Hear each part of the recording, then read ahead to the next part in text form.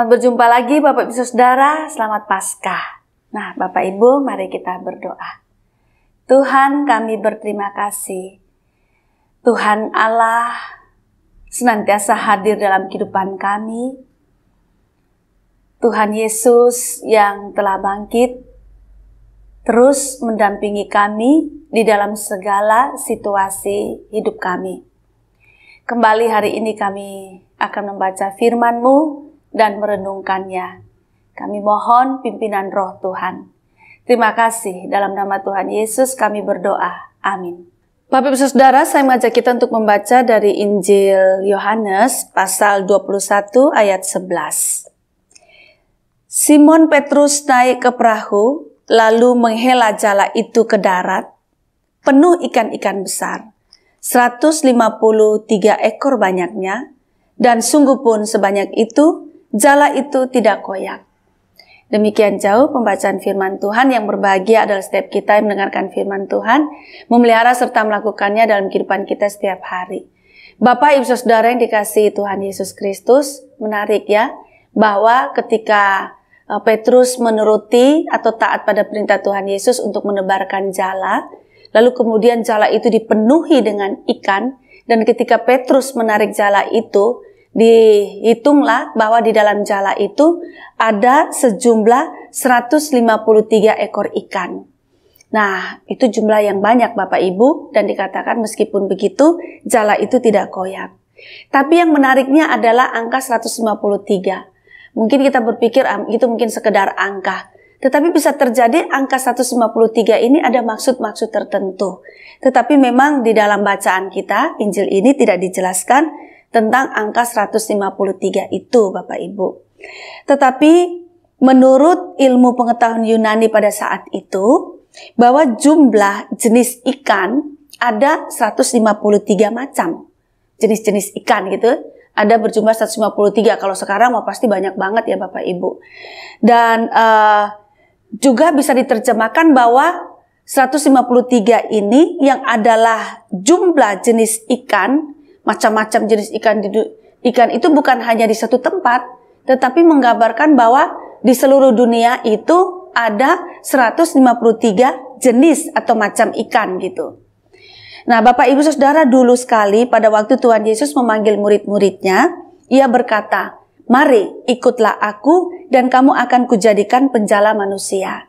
Nah Bapak Ibu Saudara, bisa jadi para murid dan juga pengarang kitab Injil menghubungkan apa yang didapatkan Petrus, yaitu ikan berjumlah 153, dengan tugas yang Tuhan Yesus berikan kepada mereka, yaitu menjadi penjala manusia, penjala manusia di dunia ini. Artinya bahwa mereka diingatkan bukan untuk menjadi penjala manusia di suatu tempat saja, di satu bangsa saja, atau satu suku bangsa saja, tetapi mereka diingatkan bahwa mereka itu diutus untuk semua bangsa.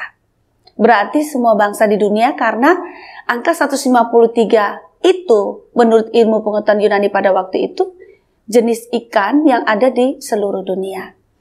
Bapak Ibu, di dalam Yohanes 20 ayat 21 itu Yesus berkata begini, "Sama seperti Bapa mengutus aku, demikian juga sekarang aku mengutus kamu."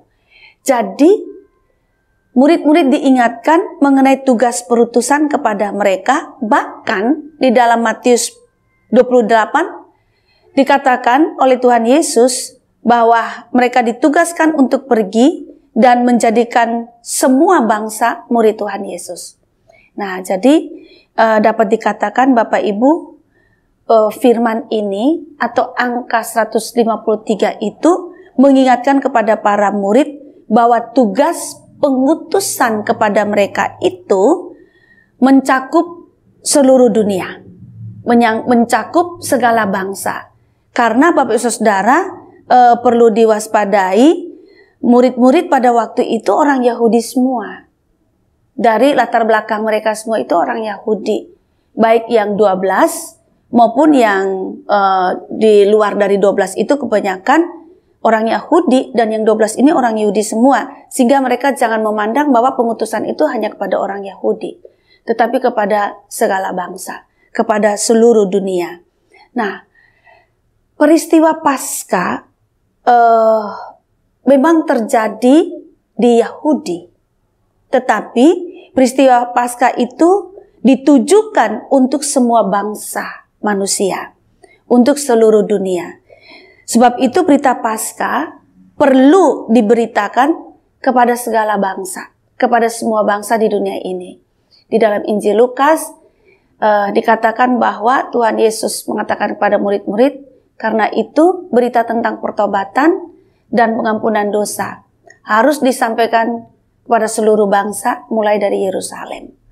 Sehingga Bapak Ibu, memang peristiwa Paskah, kebangkitan Tuhan yang hadir dalam kehidupan kita harus disiarkan kepada seluruh bangsa, ke seluruh dunia ini. Itu menjadi tugas kita anak-anak Tuhan Yesus sekarang juga. Bahwa berita Paskah, berita Tuhan bangkit, berita Tuhan hidup di dalam kehidupan kita, itu harus kita sebarkan ke seluruh pelosok dunia ini. Mari dengan semangat, dengan berbagai cara yang kreatif, kita memberitakan peristiwa Paskah.